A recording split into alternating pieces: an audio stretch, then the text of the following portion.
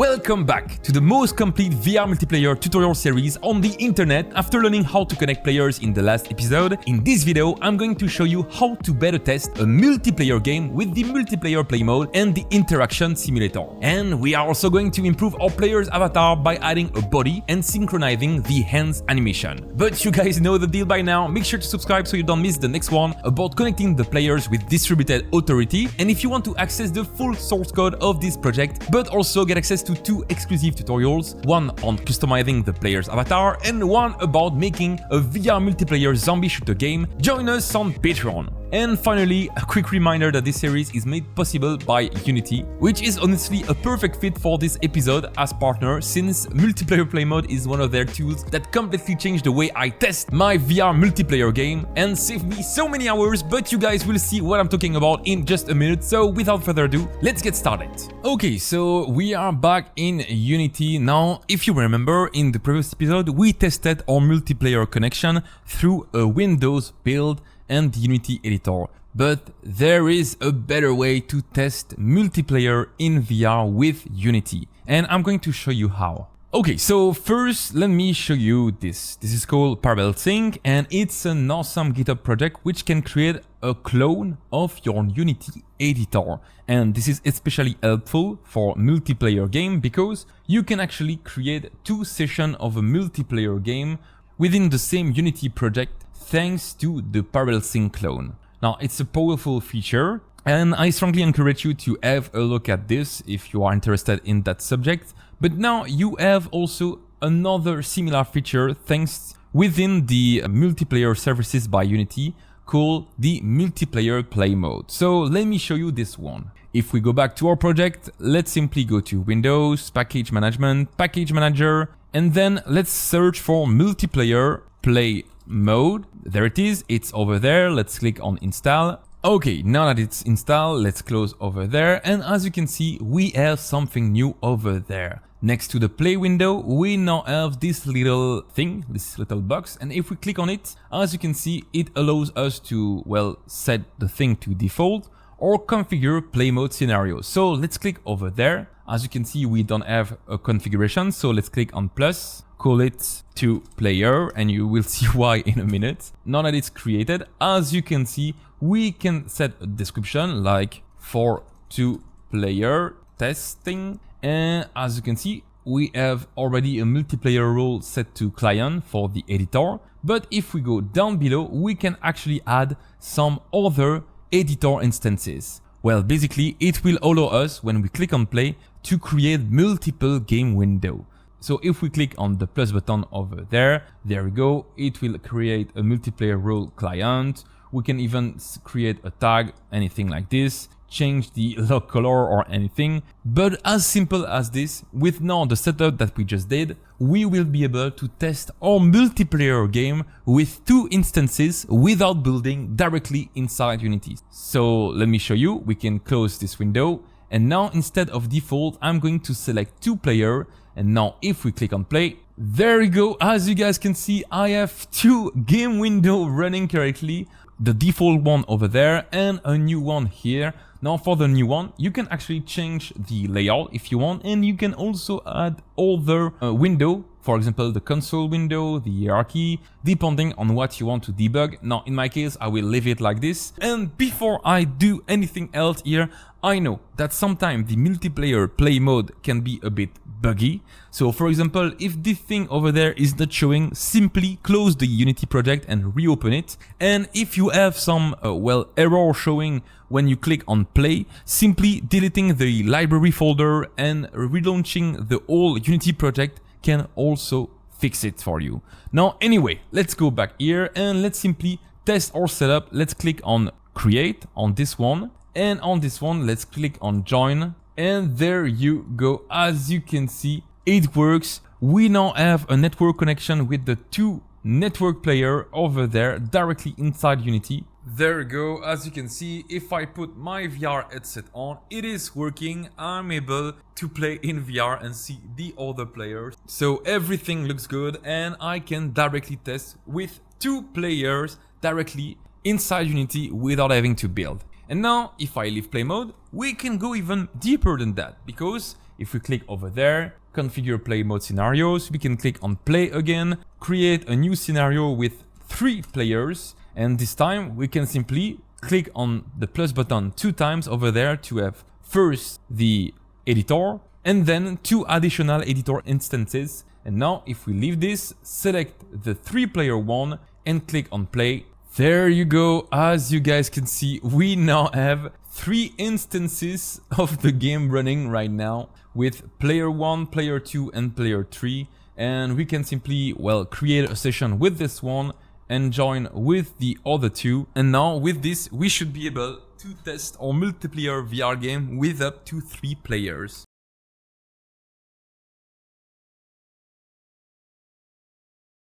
Okay, so now that we learned how to use the multiplayer play mode to create multiple sessions inside the same Unity editor, I have another amazing tool to show you. And this tool will easily let us test the interaction of our game directly over there, and it's called the Interaction Simulator. So first, let's go to Windows, Package Management, Package Manager. Then if we go to In Project and scroll down below, we should see the XR Interaction Toolkit that is already installed. But then if we go to Samples, we can see something that we can add on top. And here we do have the XR Interaction Simulator. And if we click on Import, there we go. We can close this window. And now if we go to Sample, our Interaction Toolkit, the version that we have, we see the XR Interaction Simulator, and we can see the XR Interaction Simulator prefab that we can simply drag into the hierarchy. Okay, so as the name suggests, the XR Interaction Simulator will let us simulate the interaction of a VR headset. Now, normally, this is a tool that will let you make and test a VR game without a VR headset. And in the case of a multiplayer game, it is super useful because it will let us simply move, interact, animate the ends and all that without having to put on a VR headset and switch between the different game window, which is very handy. So without further ado, let me show you how this works by clicking on play over there.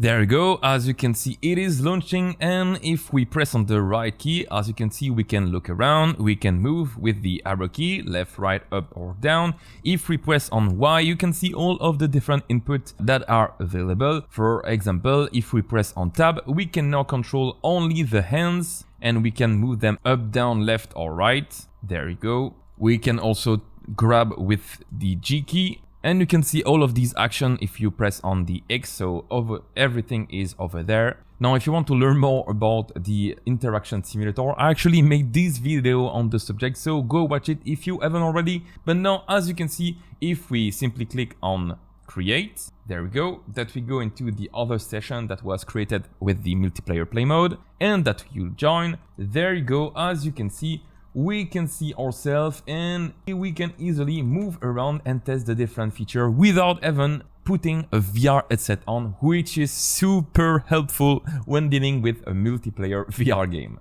But now, if we leave play mode and that you want to test with a VR headset, now you can simply select the XR Interaction Simulator and simply click over there, disabling it. And once you click on play again, you can simply test the game back as a normal VR game. Now, something that I like to do is go to tag here and set the tag to editor only, which means that when you build, the XR Interaction Simulator will be destroyed, and this will make sure that when you build and export the game, the Interaction Simulator will not work and that you will be able to play as a true VR game what you made. Okay, anyway, let me re-enable it, and now that we learn how to test a VR multiplayer game, let's use it to add 2 features to the player, which is adding a body and animating the end through the network.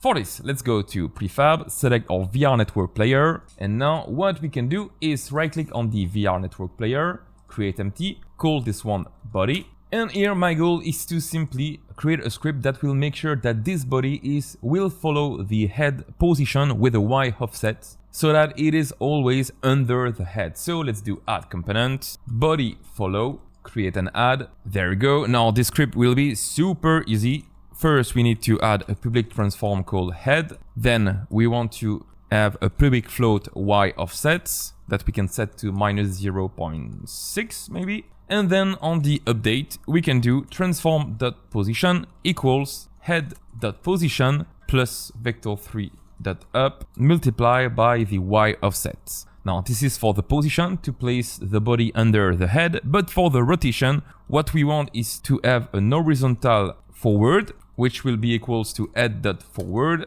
and we can simply do horizontal forward dot y equal 0, which will make sure that this vector only has a x and z value.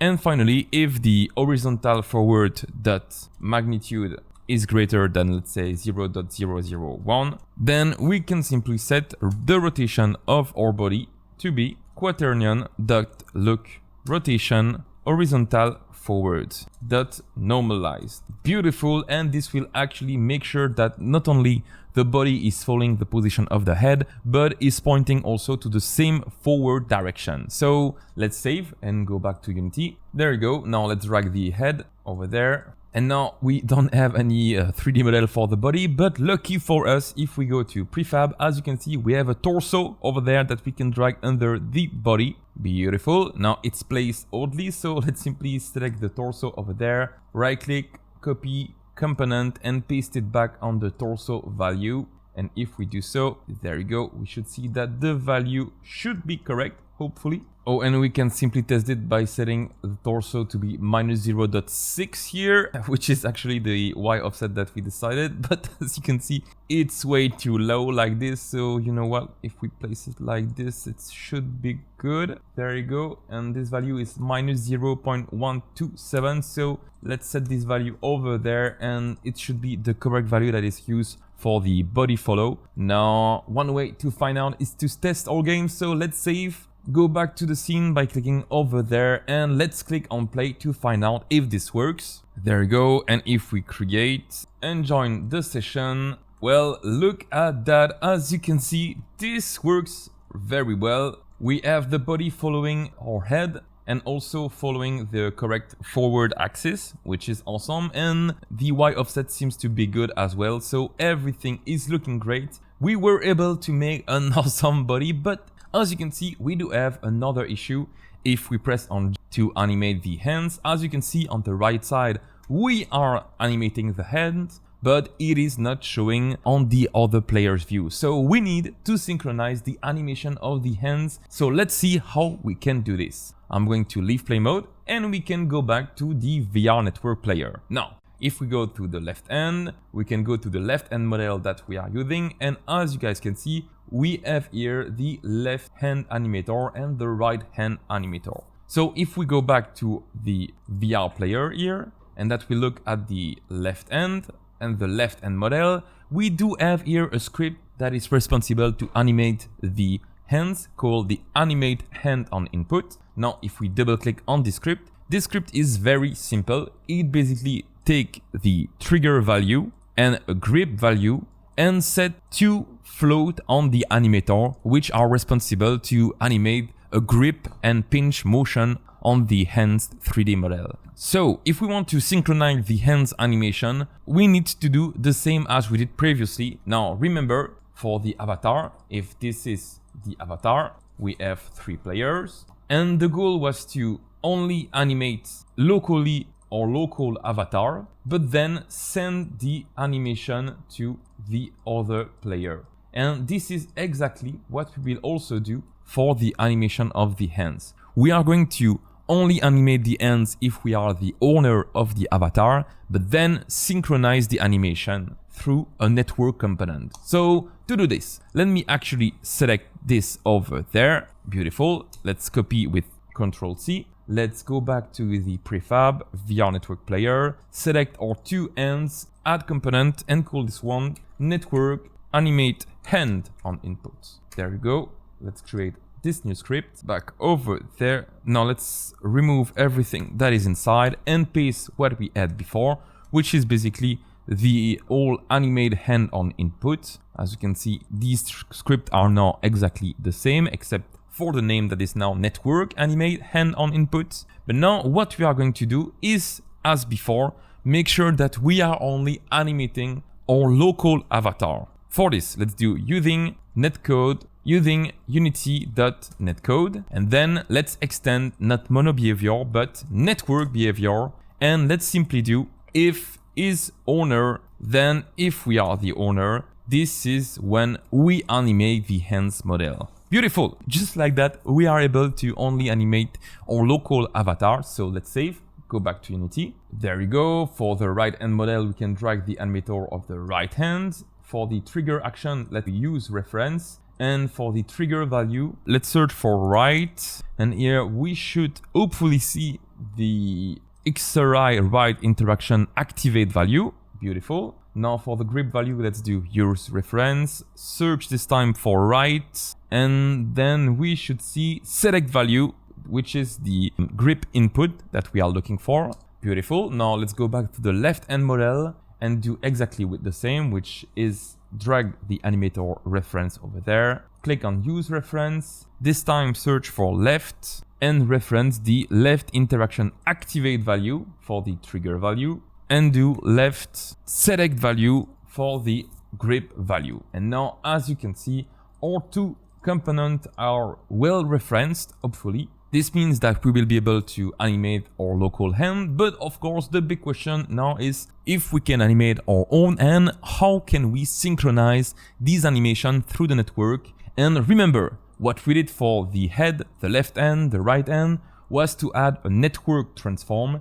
And this will be exactly the same for the animator. There is already a script, a component that is part of the Unity netcode that can let you synchronize the animator directly. And if we select both the left hand model and the right hand model, click on add component and search for network animator, we will be able to add this awesome component. And there we go. Now, as you can see, we have the left hand model. In my case, we need to drag the animator over there and set the authority mode to be owner. And now, as you can see, we have the animator parameters. We can see the grip and the trigger parameter value, and both of them will be synchronized, which is what we want. Now for the right hand, let's do the same. Set the authority mode to owner and drag the animator over there, and we are able to see our two value, which means that everything should now work. So let's go back to the Unity scene. Let's click on play. And let's test this with the awesome multiplayer debug settings that we made through the multiplayer play mode and the interaction simulator. And let's see if this works. Okay, beautiful. I'm going to click on create on this one. There we go. It seems like it is working. And now if we go on the other session and click on join, there you go. The two players are connected. But now the big question, if I press on the G key on the right player over there, will I be able to animate my hands and see this animation on the other side? Let's test this. And if I press on G, it is working. Look at that. Now let's do caps G for the other hands. And as you can see, it is working. We can see both animation playing at the same times on the left and right side. If I press also on T, index button, as you can see, it is also working. And now, as you guys can see, it is also the same for the other side. If on the left side we press on G, we can see it on the other side. And there you go, just like that, we were able to add synchronized animation and body on our avatar. Congratulations! And there you go guys, you now know how to test a multiplayer game, and the avatar now has a body with its hands animation synchronized. Hope you guys enjoyed watching this video. Make sure to subscribe so you don't miss the next one about distributed authority. You can access the source code of this project on my Patreon by joining the community, and as you guys know, this is also where I will post 2 exclusive tutorials, one about customizing the avatar and a second one about creating a full multiplayer zombie shooter game based on what we did here. And once again, a big shout out to Unity for sponsoring this series. If you want to dig deeper into multiplayer play mode, I will leave some documentation in the description down below. Thanks for watching and see you for the next part next week. Bye bye!